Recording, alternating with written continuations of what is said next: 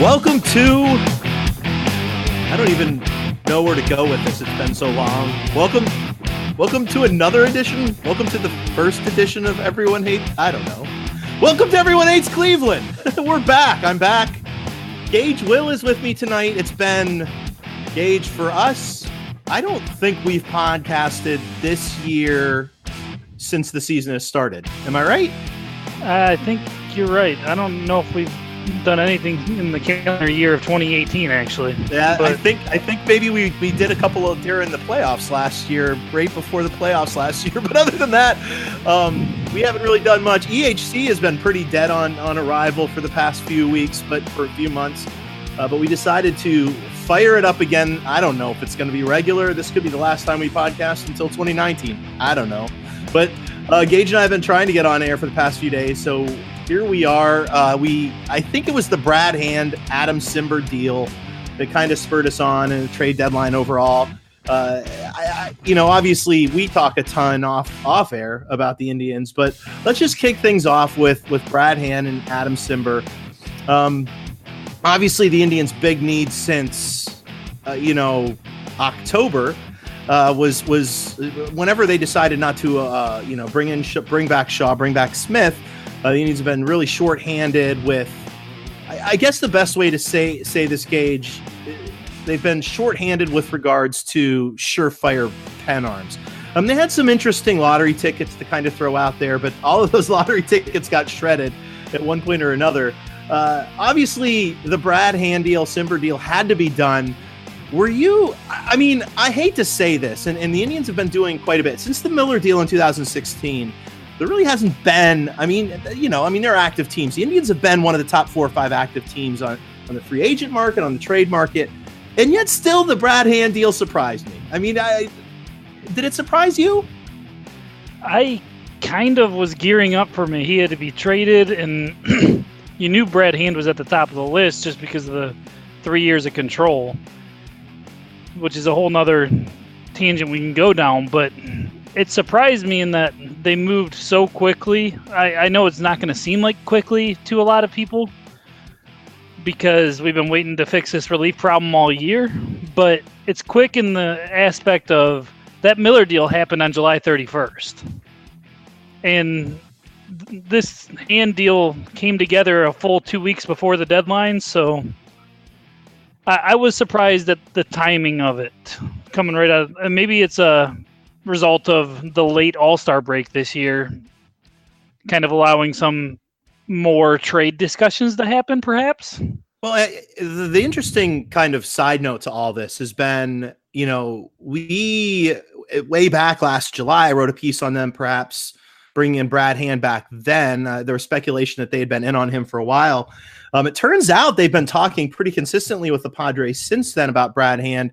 Apparently they talked over the offseason in spring. But what really surprised me is it seems like they've been in on Cimber as well since spring training. What does it mean to you to bring in many people's estimation, the second best lefty reliever in baseball? Brad Hand has been, over the past 2.5 years, a lot of people call him the Andrew Miller light, and I suppose that's unfair to Hand and maybe even a little unfair to Miller. But if you, for example, watched his appearance last night, he's got that back foot slider that's very, very, very similar. I'm sorry, that was today. That back foot, that back foot slider that's very similar to Andrew Miller's. He also has the backdoor slider that's very similar to Andrew Miller's. I wrote in a piece this week about his approach change. This Andrew Miller deal, just looking at 2018, gives them some interesting matchups. But we have been talking off air. Obviously this year's a big deal, but also a big deal beyond too. You mentioned the 3 years.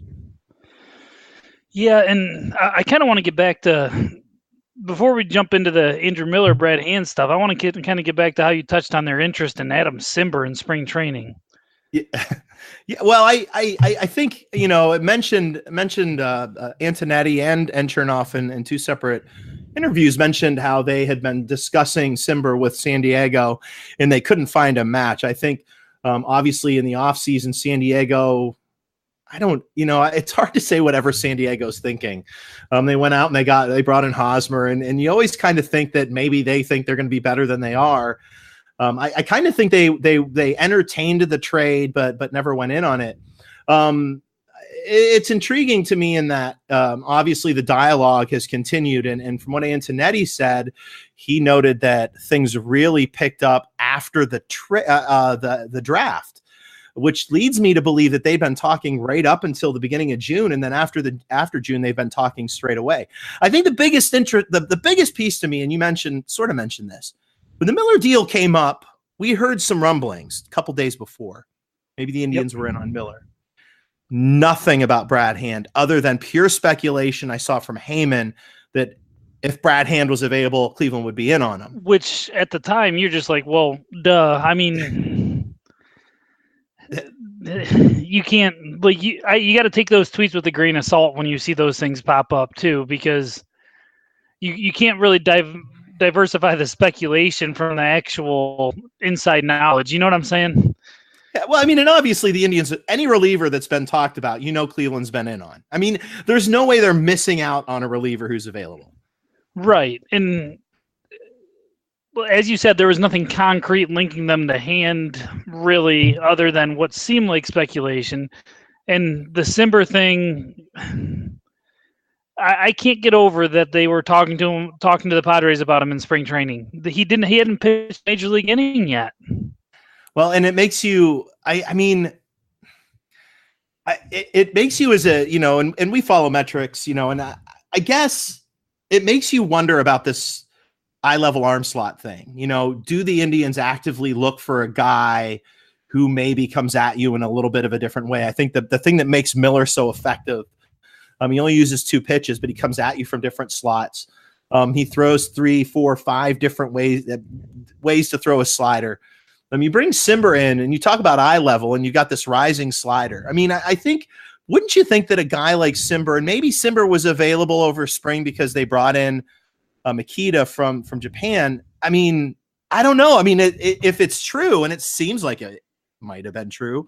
I mean, obviously the Indians were kind of maybe looking at something that nobody else saw because like you said, Cimber hadn't pitched a game in the bigs. He had spent 1 year in AAA, and there was nothing about his numbers. I mean, he had really good minor league numbers, don't get me wrong, but there's nothing like K's don't jump off the page at you.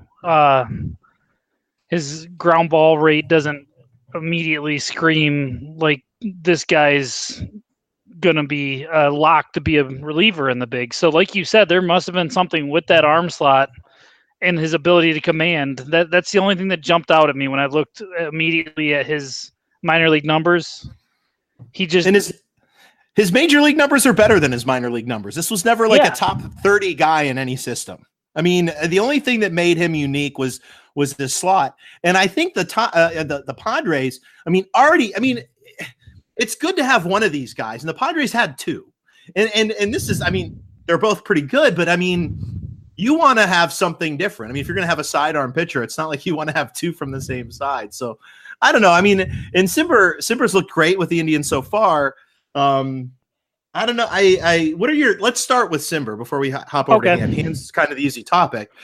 I think the first thing that you noted in a conversation with you on Slack was that, you're talking about velocity. This isn't a guy with high velocity. He does, just having watched him, have a tendency sometimes to get a pitch a little flat up in the zone. But having a slider that rises and a sinker that rises, especially when you're comparing him to, say, the other righty at the back end of the bullpen, Cody Allen, I think, the matchups that they can create, especially with Andrew Miller potentially coming back in some form, having a guy like Cimber in that mix could pose potential problems. Do you see the Indians maybe targeting Cimber specifically for maybe the Yankees in the playoffs? Well, that's what I was going to get to. He just seems like your ideal. I think it might have been Mike Hattery, who thoughts are with him taking the bar exam right now. But we should probably, before we get into this, we should probably stop. And Mike's not going to, first of all, Mike, if you listen to this before the end of the day tomorrow, shame the hell on you. But man, seriously, dude, Gage and I are feeling your pain. Props to you. I know that you're looking forward to about 4:00 tomorrow afternoon for this all to be done. So EHC throwing the big props to Mike Hattery going for the bar exam. All right, sorry, Gage, go ahead. Yankees. Yeah, I'll send you. So getting back to the Yankees, I think it was Hattery that mentioned it initially. Cimber is the ideal guy in that October game to come in and face your Judge and your Stanton in the 5th or 6th inning of a playoff game when it's a 3-3 game. And maybe you get creative or leave him out there to face Gregorius sandwiched in the middle of them and just see what happens. But it does seem like he gives you so many options in the middle innings from the right side because they don't really have that guy that is going to be really super effective on righties. Yeah, well, and they have that that lefty lineup where they bump Stanton up from 4th to 3rd, and I forget who they have batting cleanup. It's Didi. No. Oh, I know what you're saying. Never mind. Yeah, so I think they bumped Stanton up right by Judge, and I feel like there might be another guy that they pop in there that's a righty who bats cleanup. But in that scenario, it's perfect to bring in a guy like Cimber. Again, you're changing arm angle, and this is a guy who can mess around with the zone and the arm angle on them, especially when they're used to looking at lefties. I'm sorry, I didn't mean to interrupt, but I think that there are certain scenarios with the Yankees that this is really going to pan out for. Should we see the Yankees in either round? Yeah, and it makes a lot of sense because you got Cody Allen on the back end who's going to be a multi-inning, or hopefully he returns to form and finds that 4 or 5 out and play October arm. So you don't want to play matchups with him in the middle innings, at least unless it's a extremely high leverage instance where you really need those outs. But Neil Ramirez isn't a guy who invokes a lot of trust that he can get Stanton and Judge out, even though I'm a big Neil fan. But I think I trust a Cimber type funky arm slot a little bit more in that 5th inning of a 3-3 game against Stanton and Judge. Yeah, I mean, I think with Neil Ramirez, I mean, you see it, when they brought Brian Shaw in way back in the day after that trade, I mean, the thing that I was always worried about with Shaw is when he didn't have movement. And when he didn't have movement, he was hittable. And I think that with Neil Ramirez, it's not like we're sitting with, multi-years of a body of work here with Neil Ramirez, and you throw this guy into the playoffs in any sort of high leverage situation, you really don't know what you're going to get yet until you see him do it. And while you can say the same thing about Cimber does almost, I mean, I don't want to go so far as to say he's a novelty act, but in today's big league game, it's not like in the 70s and 80s when you had, it seemed like every team had a submarine pitcher coming in at you, the Quisenberries back in the day who came at you from the sidearm. But I think that the nice thing about Cimber is he's kind of an unknown commodity in the American League. The league's only going to get a couple of years look at him, or a couple of months look at him before the playoffs. The Yankees aren't going to get to see him at all. The Red Sox, I think, get to see him for a couple of games, and if they don't use him, maybe not at all. And it's just it's an interesting get as far as Cimber goes. And again, another one of those guys. I think the thing that impressed me the most, and like you said, they've been looking at him since spring training, but again, not a guy that's been on the radar. Not a guy that's been on the radar since the start. All right, let's talk quickly about Brad Hand, and then let's get into the stuff that pisses us off. So Brad Hand I just want to get to it. How excited I am to watch this guy man that bullpen through 2021, along with on these Lindor teams. That shores up the biggest worry going forward is finding that one relief option to build off of over that time frame. Yeah, and and the great thing about Hand, and I actually think you're the one that mentioned this, his cost. We know what we're getting next year. I mean, I think he's at $5 million next year. Maybe it's $5 million. I think it's $5.5 million next year. 5 or 6 or 7, somewhere in that range. I think it's $5 million next year, $7 million the year after, and then a $10 million option. So the Indians actually cut themselves a break and give them an ability to go out and get somebody else to kind of follow him up. I mean, obviously next year, if he's not the closer, that means they brought somebody else in. This year, what's really intriguing with me is kind of what we saw today. What we saw today was he kind of came in. I think he came in with 2 outs, and then it was 2 outs in the 8th. Cimber came in, got the out, and then he came in with 2 outs in the 8th inning. Got whoever was in for Marte, and then they kept him in the 9th because there were 2 lefties to face back to back, and because he's so good, they just left him in to kind of finish up the game today to get the final 3 outs. Well, the final 4 outs. I think the fun thing about him this year is 2 things. One, obviously, we're looking at another multi-inning guy. I mean, the Padres used him in 2 innings. The scary part of Hand over the next 3 years is he's leading the league in innings for relievers by a big stretch over the past 2.5 years, 213 innings. But I mean, you obviously have at least this year a multi-inning guy in the same vein of Andrew Miller. That's one, and you can match him up when you have a lefty coming up and say the 6th inning or the 7th inning. But it's not just going to be the 6th inning for one guy. You've got a guy who can go multiple innings. Yeah, you get a guy that can. He's not dominant in the same way against righties, but he can get righties out very effectively. Yeah, especially with his added movement. Yes. Go ahead. No, I want to say that I am a bigger fan of this Hand trade than I was the Miller trade at the time. And what makes it better for you, other than the fact maybe it's because our bullpen sucks so bad. No, the Miller trade, I was enthralled. Don't get me wrong. That was a dynamite land that propelled them in October. But they gave up 2 of my favorite prospects in the system at the time, Frazier and Justice Sheffield. And look at Justice Sheffield over there right now. He is ready. He is – I mean, if they don't make a move for a starter, he could be in that rotation in October. Yeah, that's the truth.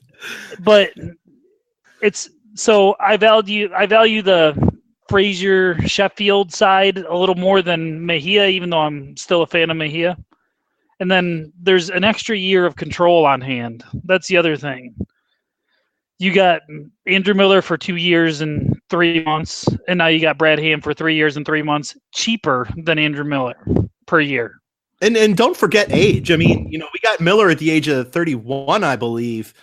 And we're getting Hand at the age of 28. I mean, and what we're seeing, and again, hindsight is everything. But what we're seeing here is, Miller breaking down, and he's 33. It's not like he's old, but we theoretically get Brad Hand a little more in his prime, and a guy who, after taking a quick look at him, seems to be recreating himself into more of a Miller-like kind of reliever. And the other aspect is he doesn't have the innings on his arm that Miller did. By virtue of age, and Miller spent how many years as a starter? 7, 6, trying to start? Yeah, I mean, he's been in the league, 13 years now? Something like that? Yeah, and I don't think it was until about 2011 or 2012 that he flipped that over into the pen.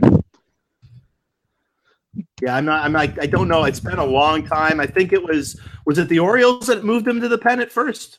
I thought it was the Marlins. Maybe the Marlins did move him into the pen. Gosh, he was in that. Or no, it was the Red Sox. No, it wasn't. It was the Red Sox. Marlin was Miller was the. Okay, hold on a second. He was in the Mickey deal. He was in the Mickey deal. Oh my gosh, that's right. He was the stud starter that was in the Mickey deal that went over to Florida. That's right. Gosh almighty. Mickey's been with the Tigers forever. Yeah. Just looking at this really quickly. Yeah, the Red Sox, he started off in the rotation with the Red Sox in 2011, and then made 5 appearances that year. And then the following year, he was straight out of the pen. So 2012 is when he moved to the pen. And he spent 1, 2. It took him a couple years to get his bearings. It took 3 years on and off, maybe 4. 4 years because he jumped from Double-A to the Marlins. So he spent 4 years sporadically in the rotation. So just getting back to the point, Hand just doesn't have that same mileage on his arms, 3 years younger, and is just in the middle of reinventing himself. So maybe the Indians cashed in on him at the exact right time. And they got a 5 years of control on a wacky submarine guy that can go get them 2 outs on any given night. Yeah, I mean, worst case scenario, he turns into a 1-out guy. And yeah, well, that was my thing on him. I'm not extremely high on him because I just think there's a lot of unknowns with Cimber. But why not take that flyer? And as we discussed, there had to be something in the actual scouting that tipped the Indians off to him, because you can comb his Fangraphs and Baseball Reference pages for 4 hours and not find anything that jumps out at you. So if anybody's listening to this who's in the media, who actually has some discussions with maybe Chris Antonetti, maybe ask him what they saw in Cimber. Maybe ask that question. That would be a good thing. All right, let's back away from this. Great deal for the Indians. But I think this wouldn't be a podcast with you and I if we didn't discuss Yandy Diaz, who just burned an option for his fantastic 4-day stint DHing because he can't apparently play anywhere in the field. I guess. Okay, let's look at this like we're straight men here, just talking about Yandy Diaz without getting pissed. Yandy Diaz plays third base and first base. So Gage, there's nowhere for him to play at the big league level, right? This is a trick question. Well, I'm trying. I know it's been a long time, but I tend to rant on these podcasts. I'm trying really hard not to. So I'll volley it to you. I'll let you roll with this first because at some point I'm going to boil over. Let me start here. Let me start and wonder. They've tried the outfield thing with Yandy.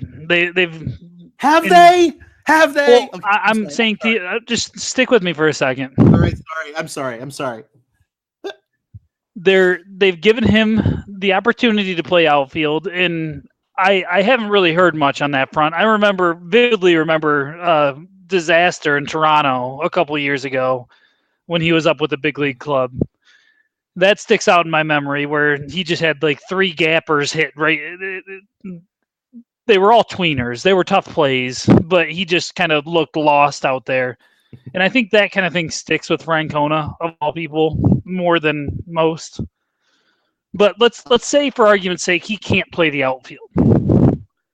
You have Melky Cabrera, Rajai Davis, Michael Brantley, and Tyler Naquin as your most dominant outfielders right now on this big league club. None of them are even average defenders.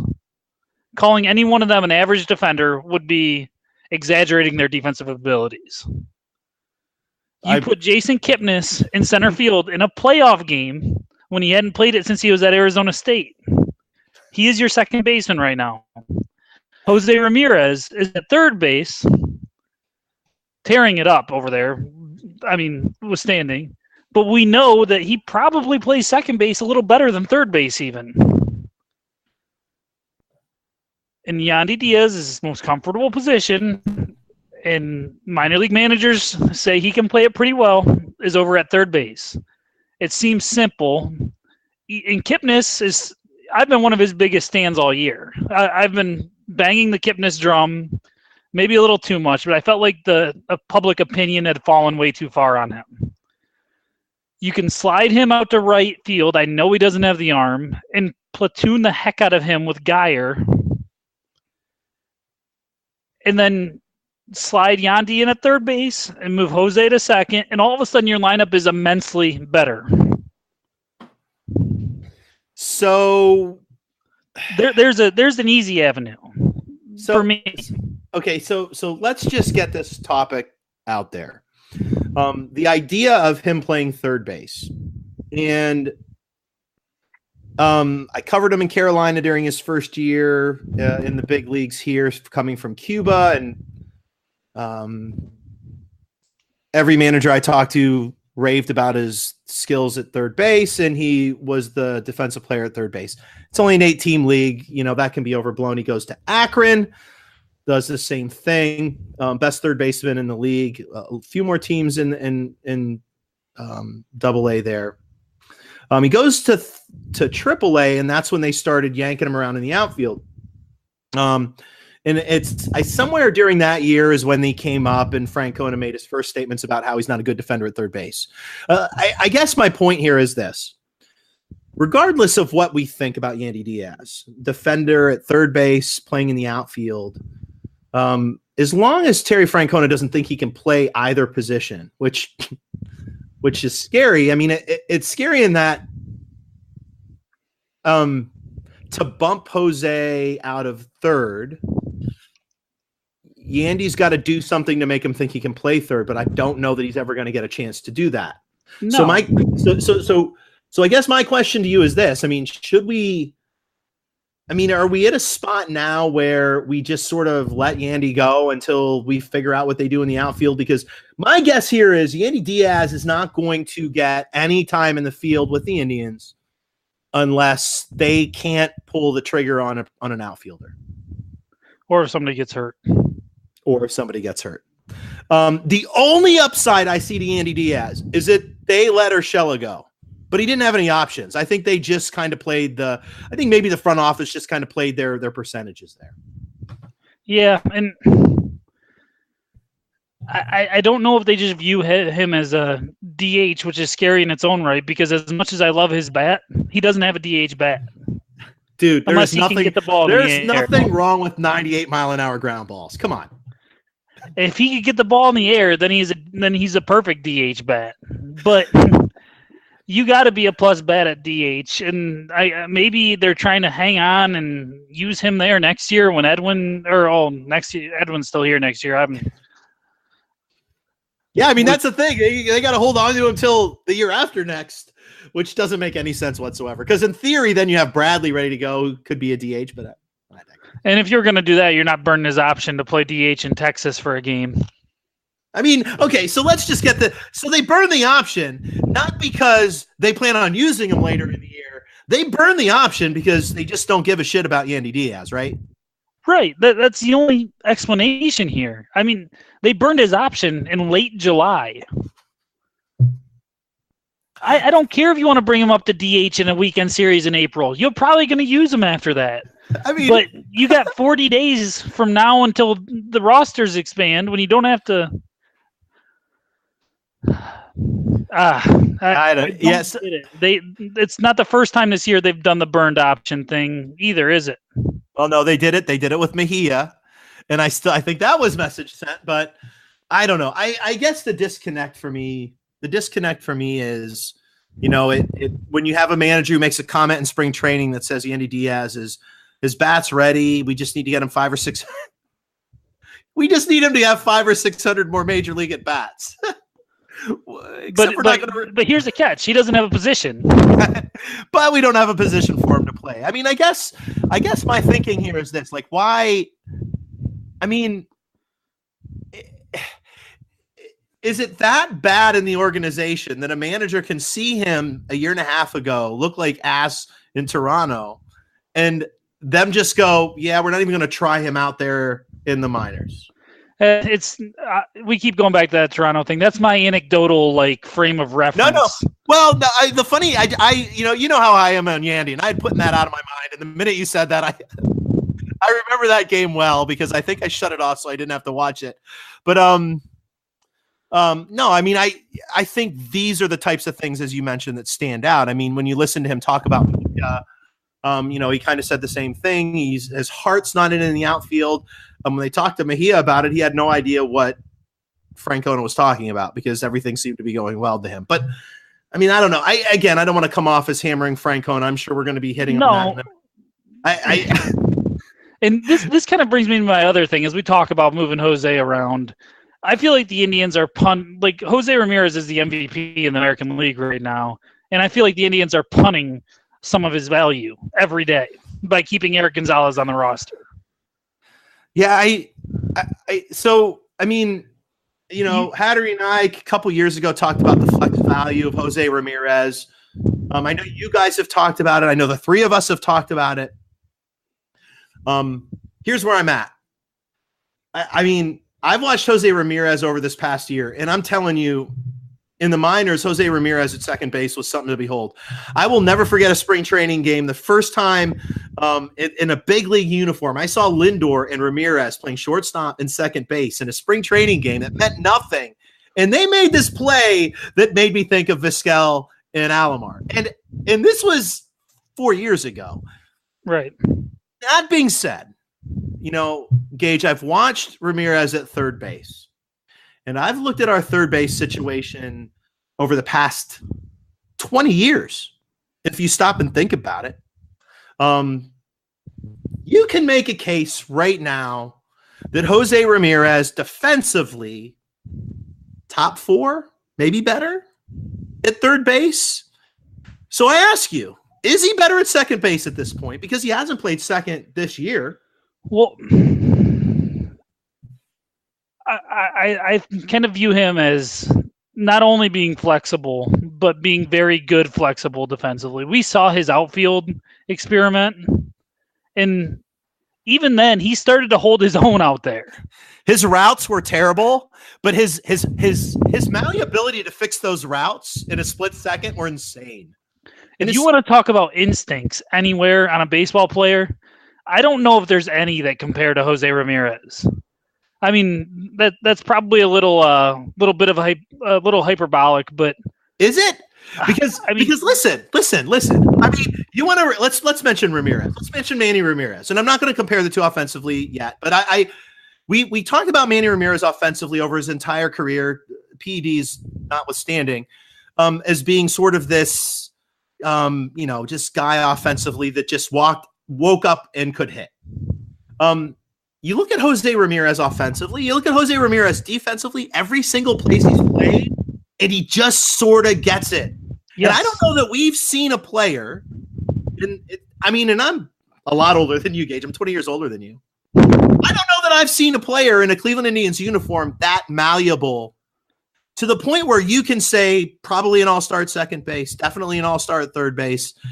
And who knows in the outfield? I mean, he didn't look great out there just because, like I said, his first step off of those routes looked kind of ridiculous. Looked like we did when we played Little League. But his closing speed, his ability to get to a ball, his fearlessness, he just kind of gets it. Yeah, so based on those instincts, I have no problem moving him around like crazy. And can I kind of say something here? Like, you see people say, let's keep him where he's comfortable. Let's keep him where this guy's bounced around his whole career. Yeah. I don't think he has a problem going and playing second base a couple days, and I don't think it's going to mess him up at the plate. But that's just me. I think he kind of probably likes moving around. I mean, I don't know Jose Ramirez other than seeing him a few times in a dugout, covering the teams that I've covered over the years. But do you get the impression that there's anything? I mean, you take away probably the 2 months that he played shortstop that first year after he got called up in that 2013 year. He started at shortstop in 2014. He never looked right. Part of it was probably the fact that everybody knew Lindor was going to be coming up in June. He didn't have a swagger. It seemed like at the end of that season, when he flipped that bat with Paul Molitor, it just seemed like everything changed. And it probably changed a little bit before that. But this is a guy, Jose Ramirez, swagger-wise, to me, and I mean, we like to measure things in numbers, but if there's anybody who's got the intangibles, it's Jose Ramirez to play multiple positions. Do you ever see him get down about something for an extent? Like, just watch his expressions and he'll be upset. You can tell he's competitive as hell, and he'll be upset, but you can see it never affects him. He's got this little, like, everything brushes off his shoulders, which is maybe my favorite characteristic about him. Maybe it's a swagger since the legendary bat flip against the Twins. I'll bring that up in every podcast. Well, it's maybe the best Indians moment because you pissed off the two most bitter cronks in the AL Central. Paul Molitor and Joe Mauer. And getting them with one little flip is just one of my favorite things of any Indian season the past few years. Anytime you can piss off the cranky veteran guys, I'm all for it. And if that veteran guy happens to be Paul Molitor, more power to him. All right, I'm just going to make the call now. I mean, I don't think they're moving. I don't think they're moving Jose Ramirez. I think the one way that gets him out of third, and I think they kind of left the door open. Francona was asked this week about the potential for Kipnis playing in the outfield, and I think the comment he made was he wouldn't do it unless he was compelled to do it. I think that led me to believe they had talked about it and said maybe this is the scenario. I think the scenario is probably, did we or did we not get an outfielder? So let's talk. If you get a Adrian Beltre rental. Yeah, well, and which I think is possible. So let's look forward a little bit, Gage. I think probably the best bet for us since the deadline. I don't even know what today's day is. The 24th today. We got 25th. We're pushing 6 days. We got 6 days, so I'm sure you and I will probably be talking again in the next 6 days. But looking forward, and you and I have talked about this a lot, and I don't want to steal any of your thunder. You've come up with a name, I think that's valid, but I want to kind of open the forum, not just to one specific name, but if you were to target somebody and you're the Indians looking for the outfield and looking at the teams that might be selling, what are some guys out there that are probably being discussed right now in the Indians front office, and B, should be discussed in the Indians front office? Well, the ultimate dream is Michael Conforto with the Mets, because he's just he's the all-star caliber potential. Last year he was in the MVP race for a while. The Mets are such a dumpster fire that they might feel compelled to try to build something up down there. And so he's like the dream scenario for me, but it doesn't seem that likely. So there is a realistic option out there on the Marlins. Northeast Ohio kid himself, Derek Dietrich.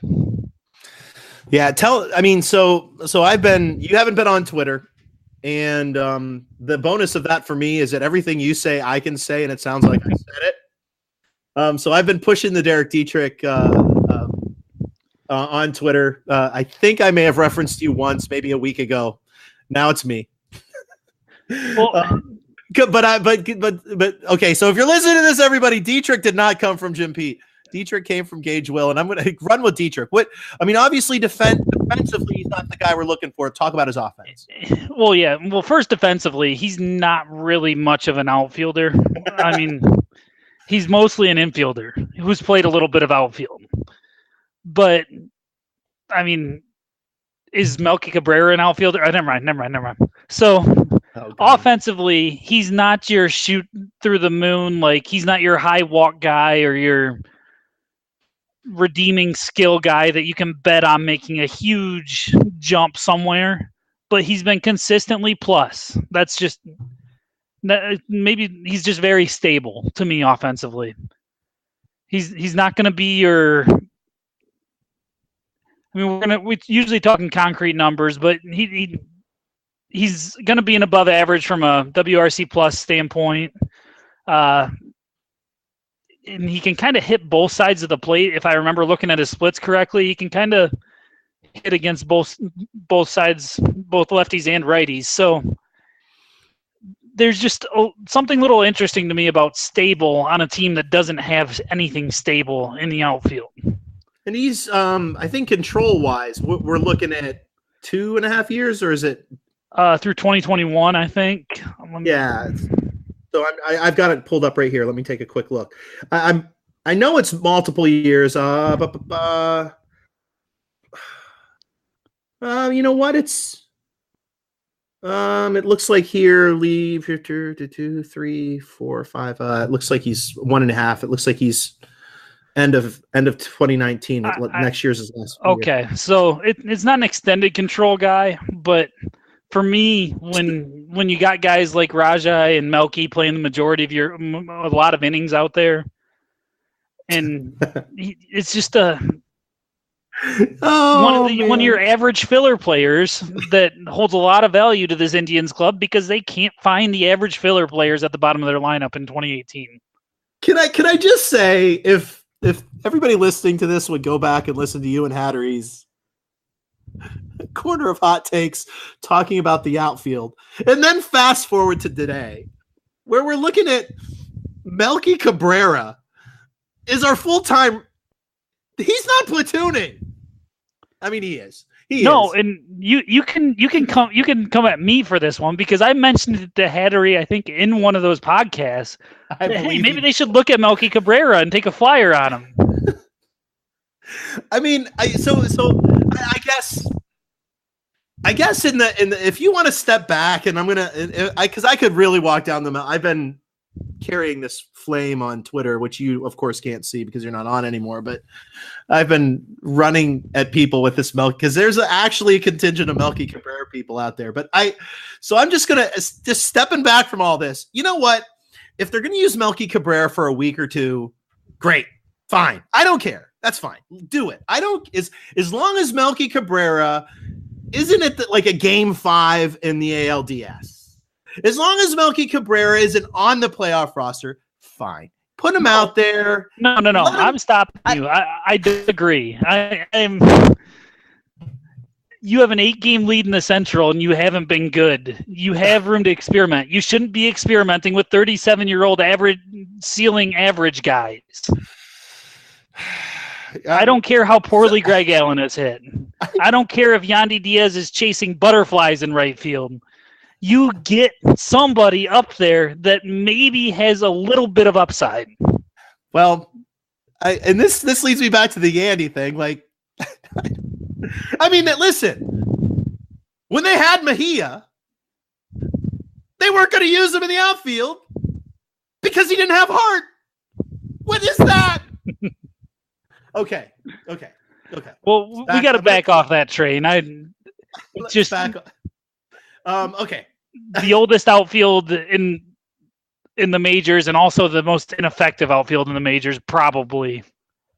Well, so you mentioned Derek Dietrich. I think another guy out there, maybe with a little more value, will cost us a little bit more. And this, I got this in a conversation with Fangraphs and Athletics, Travis Sawchik.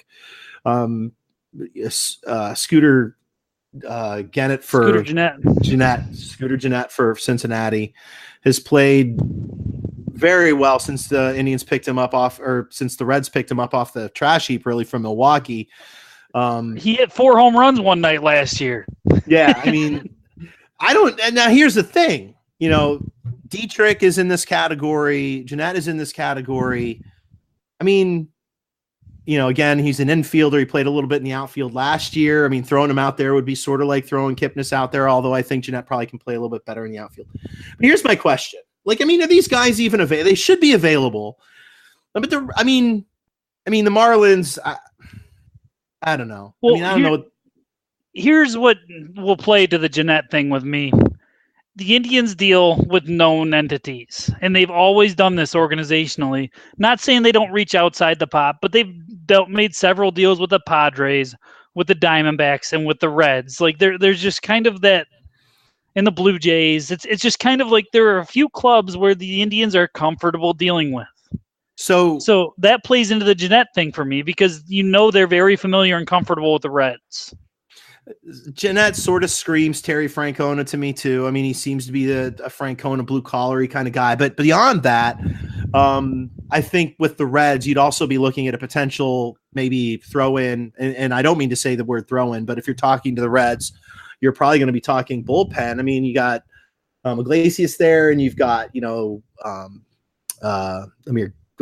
Garrett there, another lefty. I mean, I guess when you're talking a deal for Dietrich, you're probably talking what? Well, here's the thing with the Reds, though. Ever since they fired Brian Price, and I think it's more coincidence than anything. I'm not a big firm believer in managers having this, but Jim Riggleman, I think it was, took over, and they've been a pretty good ball club since then. They have a lot. I think they had 4 All-Stars. They have a lot of power in that lineup. So before we get to talking about their relievers, I think they might have moved their window up a little bit, and I'm not sure they want to trade an Iglesias. Well, that's the thing. I mean, I don't know that I mean, I don't know that this is the year that they want to trade Gennett either. I mean, I look at him and you've got Votto on that team. I mean, you want to maybe take a run next year, maybe make a couple of moves in the offseason. Well, here's where I think it gets interesting with the Reds. They have a logjam of outfielders. And maybe Billy Hamilton, you probably couldn't sell me on. He just doesn't. You can't hit worth a lick. You just don't have much value, even if you're stealing every base. But they have Scott Schebler. But I'll say this about Billy Hamilton. I mean, obviously, he's not probably top 10 on my list. But you make a trade for Billy Hamilton, and you can at least, with some sense, see him at the bottom of our order doing something, or at the very least, not looking at our outfield now because he would be a starter, obviously, but in a perfect world, if you maybe get another outfielder with Billy Hamilton, he at least becomes a really interesting fourth guy out there because you start pinch running him in the playoffs where those pinch running opportunities become really valuable. You can sell me on Billy Hamilton. It just depends on what you're giving up. You could sell me there, but I want to get to the point. They have a corner outfield logjam. They have Scott Schebler who can hit the cover off the ball. And if they were willing to part with him, I would give up the moon for him. And I think we talked about him when the Indians were playing the Reds a couple weeks ago. And I think he tore the Indians a new one in one of those games. He did, yeah. But moving on from Schebler, who's got a couple more years of control after this year, or I think 4 maybe. Then they have their prospect, Jesse Winker, who needs playing time because he's hitting the cover off the ball. And they have the kind of outside cast Adam Duvall. So I think there is a path to a Reds corner outfield like Duvall and Garrett out of the bullpen, just because those pieces maybe don't help the Reds a ton in the window that they... I think it would make sense for the Reds to deal one of their corner outfielders and one of Iglesias or Garrett. That's just... But I mean, you're looking at any one of those guys with Garrett. Let's just say Garrett. Yeah. A lefty. I go back and forth on how much I like him. A lot of control there. But you look at any one of the guys you just mentioned. Most of those guys. I mean, you're immediately talking McKenzie. Maybe not Duvall, but Schebler. Duvall was the one. Yeah. Duvall is the guy that maybe seems the most attainable to me because I think he only has one more year of control after this year. And you could see a scenario where the Reds want to, and he just really doesn't have any, he's got some really, he kind of reminds me of like a Jay Bruce type in that he can go supernova for a month. But if you're talking Schebler or Winker, you're talking McKenzie plus Nolan Jones probably, and then more. Yeah. Yeah. I mean, I don't know. I mean, I'm fine with that on the right deal.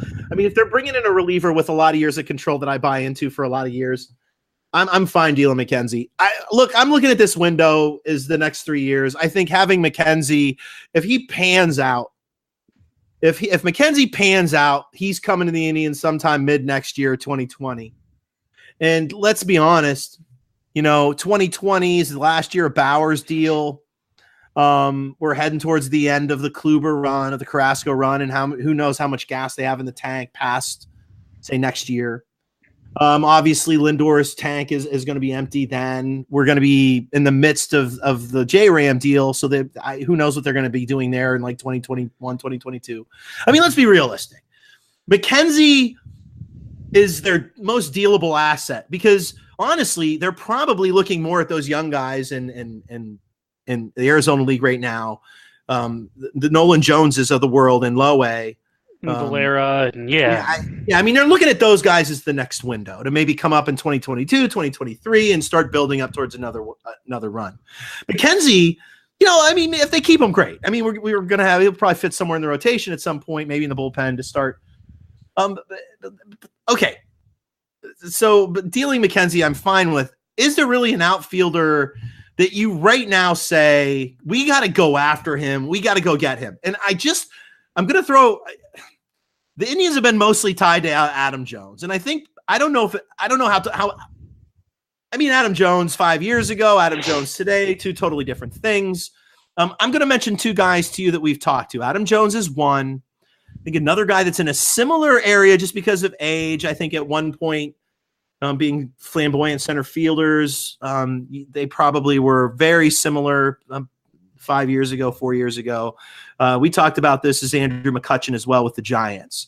And again, this really isn't a McKenzie deal, but these guys in the last years of their contracts, McCutchen 2 straight years has been kind of one of those names that have been rumbled about with the Indians.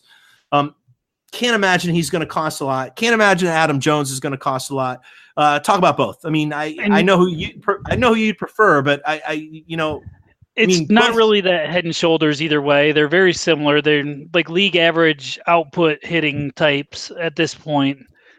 And all I can say about each one of them is their respective teams better be eating some salary, because you can't sell me on Adam Jones for $8 million. And I'm usually not even in the window like a money guy, but if you're going to spend $8 million on Adam Jones, why couldn't you have added a reliever in this past winter? But I don't want to digress. They're both serviceable. I would rather see both of them in center field, even if they're not great center fielders anymore, than Rajai Davis or Tyler Naquin. I can say that with a degree of confidence. I think you feel the same way. Yeah, I mean, look, I think McCutchen is probably a 10 to 15, maybe a 10 to 20 guy in our prospect list. Maybe maybe the Giants have a lottery pick they have their eye on in our organization somewhere down there that they might want us to throw a deal for. I mean, Adam Jones to me, he's a guy. You find him a body. I mean, the only thing for me, you're looking at, at least with Adam Jones, league average right now, McCutchen's not much above that. But, I guess the only concern I have about these two guys is with a lot of teams looking for outfielders, we could see a price go up here. I mean, I don't know. I mean, that's the one. I kind of thought that with Jay Bruce last year, though, too. And maybe Baltimore is just very eager about getting rid of that salary, so it turns into something where the Indians say, "Hey, we'll pay you, and then you can have Ryder Ryan." Well, yeah, I mean, the nice thing about where the Indians are at is being that they're the worst first place team. They're kind of the guardians of that waiver wire with those first place teams. And if Adam Jones slides into that waiver period, I think he's a no brainer. I think he will. I don't think he just seems like the prime waiver wire deal this year, because nobody wants to pay him $8 million for the rest of the year. Well, and someone mentioned to me something really interesting. And again, I hate saying stuff like this, but can you imagine what it's like to play in Baltimore? I mean, you bring a guy from Baltimore to Cleveland. Someone mentioned this on Twitter today to me. There could be a bump. And I'm not usually a guy that goes, well, he's a field bump, so yeah, he's going to be great. But I have to imagine when you play in Baltimore your entire career, especially the past 2 or 3 there, moving to a team that's automatically in the playoffs maybe energizes him a little bit. Maybe, but you'd have you have the pessimistic version of me on the other side saying maybe the bright lights. I don't know. He hasn't played under the bright lights in a while. I don't like getting into the maybe he could be. Maybe this bump could happen. Just thank your lucky stars you're not on Twitter, because I posted the diminishing return of his past 6 years, and almost every single statistic has gone down pretty consistently from 6 years since years ago on, when he was a 5-WAR guy to a. I will say this about Adam Jones, though. He's always seemed like a very intuitive guy who has made conscious adjustments throughout his career. And I know I was reading an article about him when the rumors first started popping up. And right when Buck Showalter was coming on, they were trying to sign Adam Jones to an extension. And he barged into Buck Showalter's office and said, "Hey, what's the plan here?" before he signed that extension. And I kind of like that kind of thing. Like, that it kind of endears me to players when they want to be involved, when they want to know what they're signing and getting into, and kind of take ownership of their situation. So there are some redeeming qualities to Adam Jones that you could sell me on, and maybe there's some regression to the mean that's a safe bet, or positive regression in his favor that's a safe bet coming down the pipe.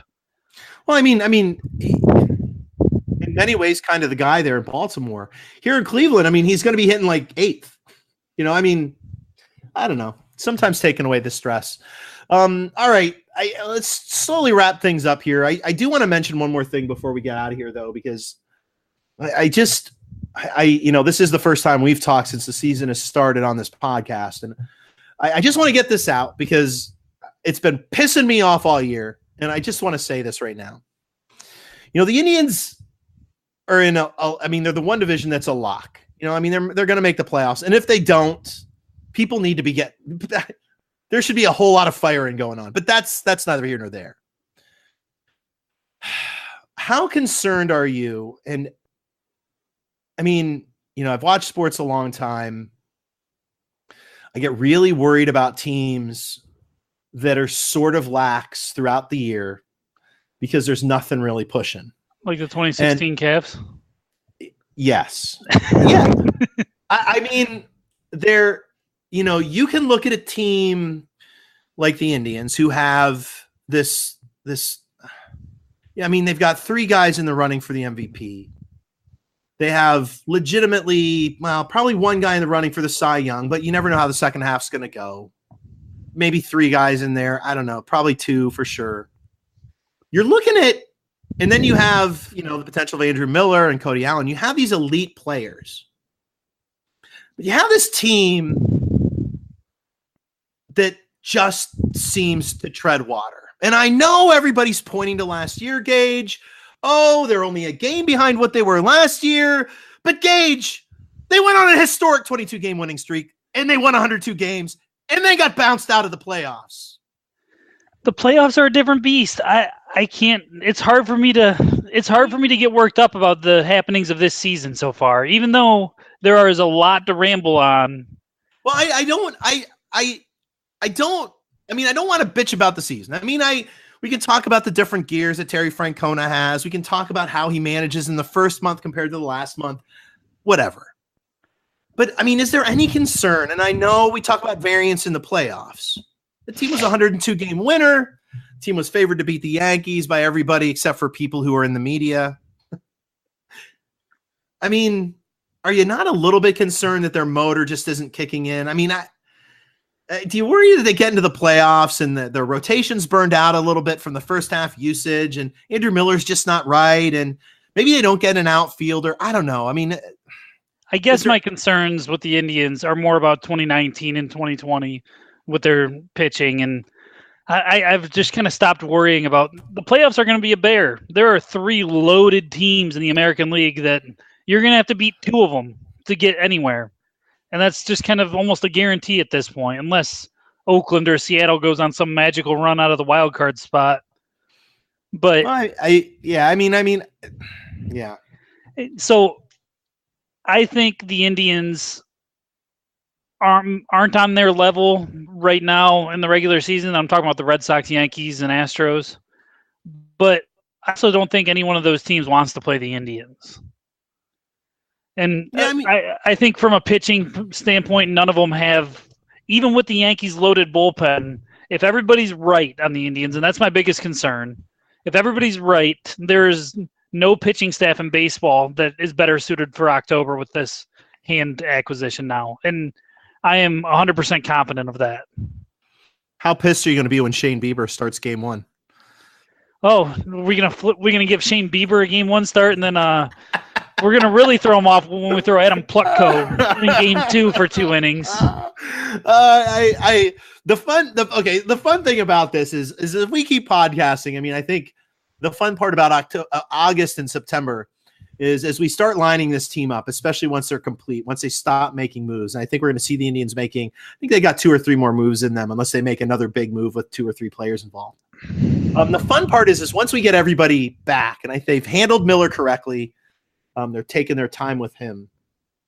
is as we get through August, I think you can start lining this team up for the playoffs. And, if the bullpen's right, if Andrew Miller's right, and you've got 4 guys, and I don't know I'm not ready to throw Cimber in there. If you've got your back end 3 guys healthy, and Kluber still, even the Kluber that's going right now, that's clearly hurt, but even that Kluber right now, with Carrasco of right now, and Trevor Bauer, who right now is the ace of the team, and whoever you want to put in there at 4, and you got to say Clevenger right now, but maybe it's Bieber. Clevenger, Bieber, and then whoever else, that adds another arm into the pen.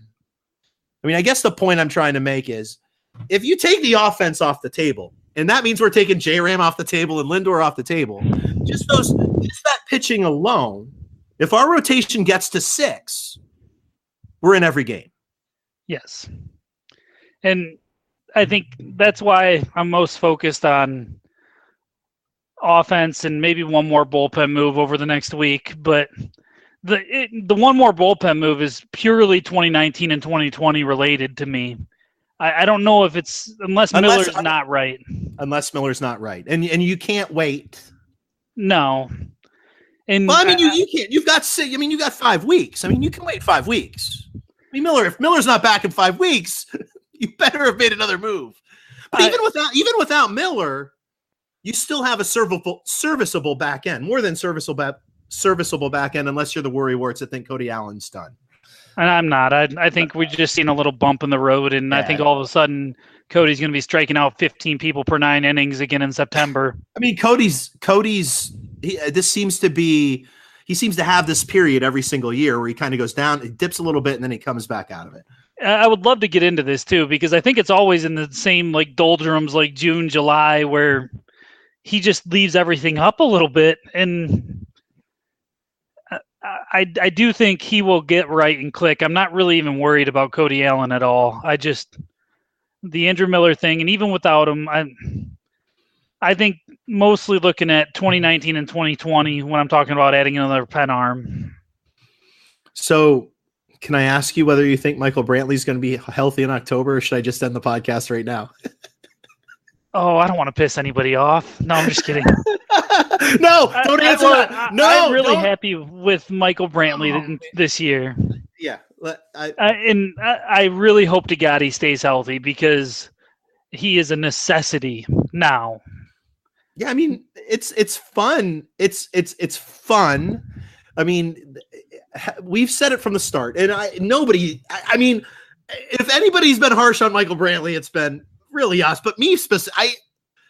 I pretty much guaranteed he'd be out by now, but I mean, I think all of us, understand the value of Michael Brantley. I mean, Michael Brantley go ahead. Is this where I dropped the bomb that he's basically been an average hitter for 2 months? Well, yeah, no, I mean, you threw that at me, I think last night or maybe the night before in Slack. He has been. That's okay, but, though. I mean, I think an average bat in between the 2 guys he's hitting in between, kind of okay.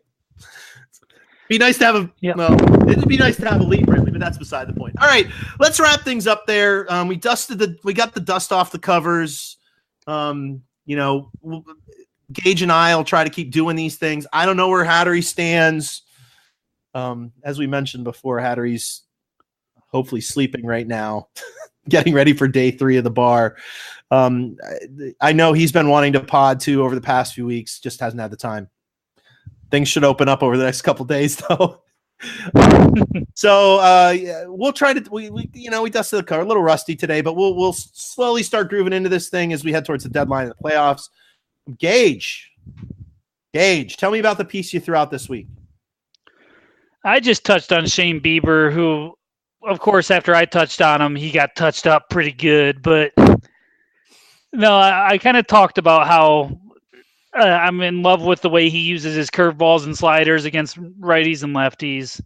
And his plus command plays right into the curveball and slider, because he can drift them right out of the bottom of the zone and make them look like strikes for 99% of the route to the plate. So I touched on Shane Bieber, and I think there's a lot exciting there. And I'm kind of working towards kind of in the waiting for something to happen with the trade market before I dive into something else. But and you definitely touched upon potential suitors, especially for the bullpen. I know, and you talked about, if I remember right, you talked about the Marlins. Yeah, and I mentioned Adam Conley, who I think was linked to the Indians this afternoon. He was linked to the Indians this afternoon. Another lefty. I mean, are we trying to roll out an all lefty bullpen? Hey, I don't care. Just get guys out. Yeah, that's the thing. Yeah, Conley was mentioned, and I think so little tidbit: Conley, failed starter, turned reliever. First relief year, he's added 5 miles per hour to his fastball, and all of a sudden, everybody's whiffing. So there's just something really exciting about there. That's the brief synopsis. I'll throw the link onto when you guys have read, if you've read this on the site or if you've read this on our podcast site, I'll throw the link on there to his piece connecting him to the Marlins. We'll throw up some stuff over the next few days, heading towards the trade deadline, and once we get to the deadline, if any moves are made, I'm sure Gage, Hattery, me, maybe 2 of us, 3 of us, 12 of us, I don't know. We'll probably all be on here talking about it. So thanks for joining us. Go read Jim Pete's Brad Hand and Adam Cimber piece, by the way. That was fantastic. 4,000 words is all you could ever ask for on those two. Well, yeah. I think the biggest thing that struck me having written that piece is that Brad Hand has been developing. I like guys. I like guys who, he's a guy who was a 5-pitch pitcher who's turned into a 4-pitch pitcher, now is a 3-pitch pitcher, slowly kind of molding himself into an Andrew Miller-like pitcher. I don't know if that's on purpose. The fun thing for me is over these next 2.5 months having Brad Hand and Andrew Miller in the same dugout, which can't hurt Brad Hand for the next 2.5 years. 3.5 years with the Indians. So make sure you give that a read. We got a lot of stuff coming out. I got a J-Ram piece sort of sitting around. All right, here's my interesting thing about J-Ram. He's right now 32nd all-time in F1. He's got 2.5 months left. That's all I'm going to say about that. So be on the lookout for my J-Ram piece. Hopefully I'll take a slant no one else is taking. All right. Gage, we did it, man. Adios. I'll see you in 2019. Yes. When the Indians find an outfielder. Oh, yeah, right. Like we haven't been talking about outfielders. Have a good night, everybody.